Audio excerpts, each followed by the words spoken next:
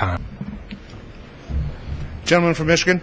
At this time, Mr. Speaker, I yield 2 minutes to a distinguished member of the Ways and Means Committee, the gentleman from Texas, Mr. Brady. Gentleman from Texas, recognized for 2 minutes. Mr. Speaker, it's important we know, as we try to change this government, that we're actually making changes in the direction it's going. Without the Budget Control Act, our government will be over 23% of the size of our economy by the end of this decade. The Budget Control Act changes that. By the end of the decade, it will be about 21.5% of the size of our economy. It is comparable, we're coming close, to the shrinkage of the economy under President Reagan in his 8 years in the White House. Truth of the matter is, this doesn't go far enough for conservatives. You can't cut far enough or soon enough for members of Congress like myself, because we just believe this country is so deep, so dangerously deep in debt.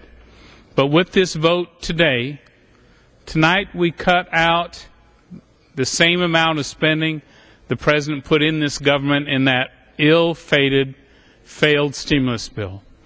And later this year, we get a chance to vote another cut in this government equivalent to the size of Obamacare. So we start with 2 strong cuts, reversing and shrinking the size of government. In this bill, we achieve 2/3 of the discretionary cuts included in the Ryan budget in the path to prosperity that Republican House members believe in.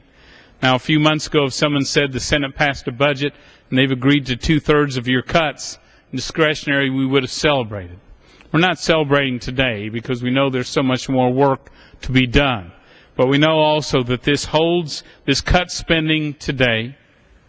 It puts controls on future Congresses in the way they spend. That's important. And holds Congress and the White House both accountable for getting the size of this government back in control without increasing taxes on families like you, on our job creators back home along Main Street. Yield an additional 30 seconds. Thank you, Chairman. Thank you, Speaker. And it does so today. I support this bill as a first step, anxious to get to more spending and savings and getting this wasteful, bloated government down to size. And I know, too, any vote, my principle is on tax cuts and spending cuts.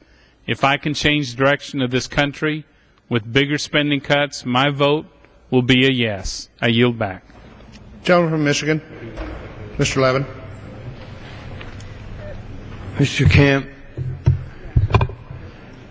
I just want to ask my colleague from Michigan.